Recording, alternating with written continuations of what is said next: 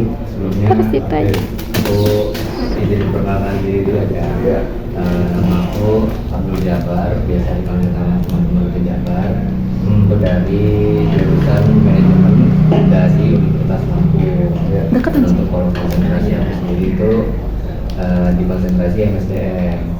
Dan kali ini mungkin aku dikasih tugas sama dosen aku untuk melakukan wawancara di perusahaan. Dan untuk dimana hasil wawancaranya itu nanti dijadiin sebuah tugas project untuk UAS nanti hasilnya. Nah, mungkin setelah aku kenalan, mungkin aku juga pengen kenalan sama bapaknya dulu nih. Ya, saya namanya Albi Edi Simanjuntak. Ya. Di sini posisi sebagai direktur, bergerak di bidang banyak hal. Satu adalah di pertambangan dan di biomasa energi baru terbarukan. Dalam gerak usahanya lebih banyak kepada stok, tidak tambang murni. Tambang murni itu adalah menggali, membawa, memetakan, terus memperdagangkan. Nah, kalau di sini tambang yang kita yang kerjakan adalah kita membuat satu stok batu bara, menampung batu bara dari Sumatera Selatan sebagai pusat batu bara, ditampung di Lampung sehingga diperdagangkan di Lampung. Kenapa Lampung? Tidak di Sumatera Selatan, karena Sumatera Selatan itu pelabuhan sungai Bombaru. Jadi kos untuk mengapalkan itu terlalu tinggi ya, sehingga dia dibawa ke Lampung. Di Lampung ini pelabuhannya panjang yang seperti kapal tongkang itu bisa merapat ke pelabuhan. Jadi kosnya lebih rendah. Jadi semua orang banyak batu bara dari Sumatera Selatan diperdagangkan di Lampung. Itu dikapalkan, ditongkangkan tuh di Lampung karena lebih murah secara kos. Ya. Karena kalau tidak bisa merapat kapal itu akan terjadi jadi menaikkan ke kapal via tongkang. Ya. Jadi lebih mahal ditongkangkan dulu baru naik ke kapal. Kalau di Lampung langsung dari truk langsung naik ke kapal. Itu kenapa dikapalkan di Lampung. Orang bilang transshipment, biaya transshipment itu lebih mahal daripada langsung kapalnya berangkat di pelabuhan. Begitu kan? Memang kalau misalkan memang dia di pelabuhan yang satunya kan memang prosesnya bakalan 2 kali kalau kayak gitu kan. 2 kali kerja. Karena memang kalau pelabuhan panjang itu kan dia memang kebanyakan emang isinya orang-orang yang ini. Ya, memang pelabuhan internasional sebenarnya yang cukup besar dengan kedalaman yang standar. Nah, sehingga semua kapal bisa masuk gitu. Dan fasilitas untuk loading, unloadingnya cukup lengkap gitu Mas. Kenapa? Karena bisnis kita adalah stockpile, menampung semua batu bara yang dari Sumatera Selatan khususnya, walaupun ada juga yang dari Bengkulu, ada juga dari Martapura, kanan sedikit, tetapi prioritas besar adalah di Sumatera Selatan gitu. Tapi kalau itu di bahasanya kayak gudangnya itu di mana tuh? Bayangkan batu bara itu tidak gudang, tapi namanya stockpile. Stockpile Ya, itu amparan besar sekitar 24 hektar kan, ini ada di Panjang, ada di depan kantornya Bumi Laras, itu ada stockpile kami, luasnya 4 hektar. 4 hektar itu kalau dikonversi kepada jumlah batu bara itu sekitar mungkin bisa menampung 100 ribuan ton di dalam 4 hektar itu. Jadi kalau bayangan 100 ribu itu berapa kapal? Kapal paling kecil itu 30.000, kapal paling besar itu 60.000 ton. Iya. Nah, gambarnya kalau tongkang itu gambarannya 5.000, 7.500, 10.000 juga ada. Itu gambarannya. Sedangkan stok kita bisa menampung 100.000 ton. Itu gambarannya. Kira-kira gitulah proses bisnisnya adalah kita siapkan stockpile, orang mengirim batu bara ditambang di Sumatera Selatan, dikirim oleh pakai trucking, hauling, istilahnya tambang kita, dibongkar di stockpile kita. Itu itu terus sampai di angka 100 ribuan baru kita kirim keluar. Gitu gambarannya bisnisnya. Tapi biasanya kalau untuk ekspornya sendiri rata-rata pada kemana itu Pak? Ekspor itu ada yang lokal, ada yang ekspor. Kalau lokal biasanya kita buyer itu mengirim ke Suralaya, PLTU seluruh Indonesia. Yang paling besar memakan dan dekat dengan kita, pasar yang paling dekat Suralaya. Kenapa Suralaya? Suralaya itu ada 1, 7, 8, 9, 10 engine. 10 mesin yang digerakkan oleh batubara yang memakan batubara tiap hari. 10 mesin di Suralaya 1 sampai 10. Suralaya 1 sampai 10 itu tempatnya ada di Cilegon atau Merak. Itu paling dekat itu. Memang itu udah jatuhnya udah apa ya? Ya udah langganan aja seperti itu. Ya wajib memang dia harus menggerakkan turbinnya, harus memakai itu, menggerakkan boilernya pakai itu. Gitu gambarannya.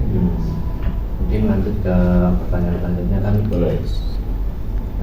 Kayak yang mungkin kita tahu sekarang ini kan kayak banyak nih di industri ini kan kayak mulai terbuka terhadap kayak keberagaman mungkin dari latar belakang orangnya, dari ras, suku ataupun mungkin gendernya gitu Pak. Nah mungkin kalau di perusahaan ini kayak gimana Pak? Kalau kita bicara soal keberagaman itu banyak. Keberagaman dari ras dan suku itu seperti Lampung sendiri, ras suku di Lampung banyak. Ya. Ada Jawa, ada Lampung, ada Sumatera Selatan, semua itu ada di dalam proses Stockpile ini. Karena apa? Drivernya yang supply dari Sumatera Selatan ke Stockpile kita pasti orang Sumatera Selatan, orang Ogan, orang Sumatera juga, Tanjung Enim, orang Lahat itu selalu pasti masuk ke Stockpile kita.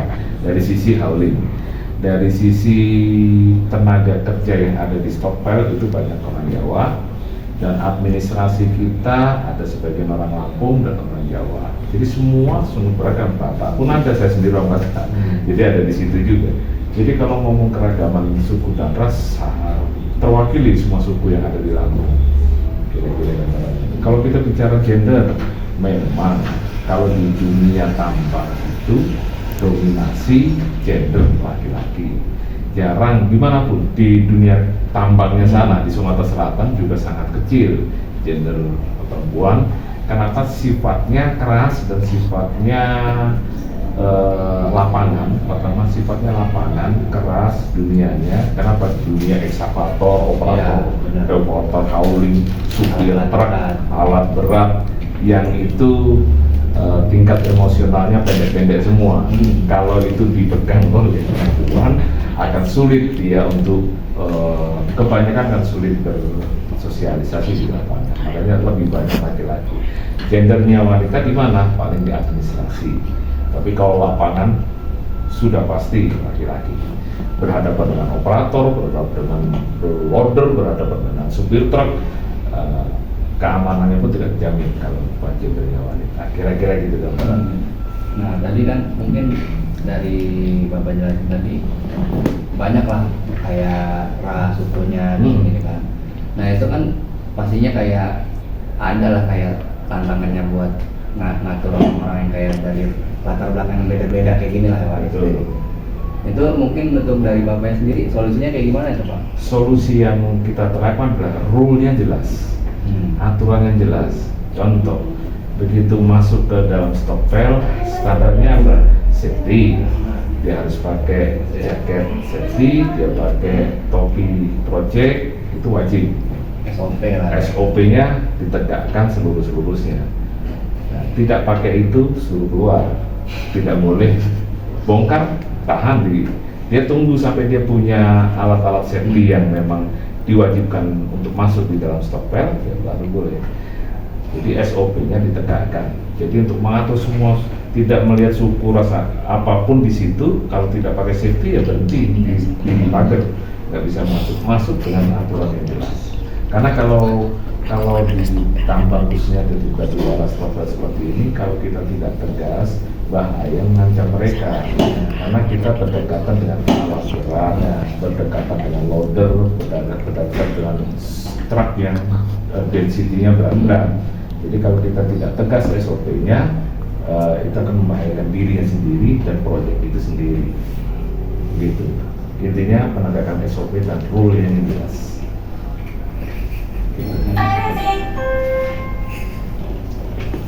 Ya lanjut mungkin selanjutnya mungkin menyinggung tentang gender perempuan tadi ya Pak. Saya kan sudah menjelaskan kalau misalkan memang ternyata perempuan itu lebih banyak kerjanya di bagian administrasinya.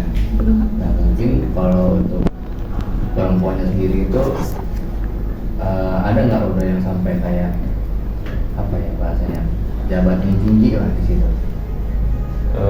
Bahasa bilangnya. Jabatan tinggi kalau perempuan ada yang berurusan dengan keuangan, bendahara contohnya. Nah itu cukup besar, cukup tinggi menurut saya, karena setiap pembayaran yang untuk ke hauling, membayar truk yang dari Sumatera Selatan dan bongkar timbangannya berapa dibayar oleh bendahara. Bendahara itu levelnya di bawah manajer dan itu memegang keuangan seluruh stok cukup besar dan itu dipegang oleh perempuan. Kenapa? Lebih teliti, lebih aman, itu aja. Jadi itu benar-benar kalau misalkan bahasanya garis koordinasinya itu dari manajer bawahnya langsung ke bendahara gitu. Iya. Berarti memang bahasanya udah tinggi lah ya. Tinggi. Orang kedua. Orang kedua dari manajer stokpel. Orang kedua tinggi. Kan direktur tidak pernah sampai di stokpel. Ya. Kalau kan manajer stokpel lah. Bawahnya itu bendahara. Orang kedua. Benar. Kira-kira second line sudah ada. Nah, mungkin langsung ke pertanyaan selanjutnya. Ya. Kalau dari dunia pertambangan sendiri nih Pak, kan kayak bahas ke tentang limbahnya nih. Mungkin kan kayak kalau yang kita tahu sebagai orang awam, limbahnya pasti kan banyak lah istilahnya kan, karena kan memang namanya di pertambangan gitu. Nah mungkin dari perusahaannya ini kayak gimana cara buat menanggulangi tentang limbahnya itu sendiri tuh? Ya, stokpel yang kita kerjakan itu paling besar limbahnya adalah polusi udara. Polusi udara itu diakibatkan dari operasional stokpel itu. Gerakan alat berat, ekskavator, tracking, dam, semua itu adalah debu polutan, debu batu bara yang sampai tinggi dan mungkin melewati batas-batas stokpel kita. Setiap stokpel itu kita pasang jaring itu tingginya sekitar lebih dari 5 meter. Jaring di atas stokpel kita, pagar di atasnya pagar itu 5 meter jaring. Kalau lihat masnya lihat ke panjang itu ada jaring hijau tinggi-tinggi itu untuk menangkap debu. Kalau lihat di panjang itu ada lapangan luas stokpel dan ada jaring-jaring hijau itu. Kenapa dibuat itu? Ya itu untuk menangkap debu tidak keluar dari batas stokpel. Itu yang pertama untuk mengendalikan polusi debu. Kedua, setiap waktu tertentu yang kita sudah atur pagi siang atau pada saat pembongkaran yang tinggi itu disemprot dengan air.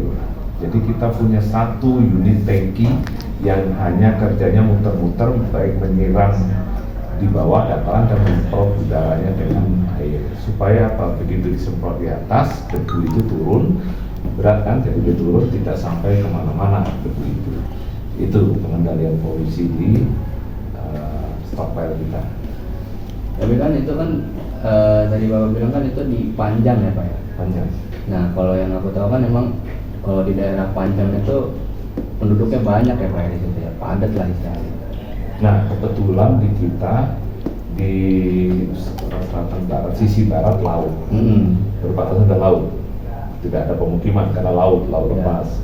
Di sisi barat timurnya jalan, di sisi utara selatannya itu gudang-gudang atau stokpel rekanan sebelah.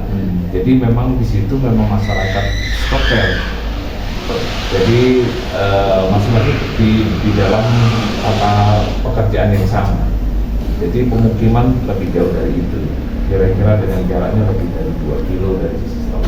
1 sampai 2 kilo. Tapi ada nggak sih Pak kayak mungkin ada aja kejadian kayak warga itu yang kayak apa ya entah dari polusi udaranya ataupun airnya gitu Pak?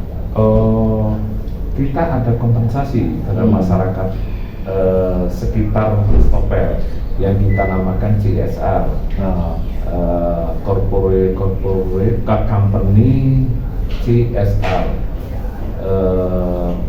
yang kita bagikan setiap bulan. Ada tidak ada barang, ada tidak ada bongkar. CSR itu kita bagi ke setiap kelurahan untuk yang terimpact dari stok file itu dan dibagikan oleh kepala desa masing-masing atau kelurahan masing-masing. Berarti memang dari perusahaan sendiri memang ada ya kayak bahasanya kayak transparansi lah. Oh iya, warga-warga sekitar ya Kak? Ya, ada kompensasinya ke situ.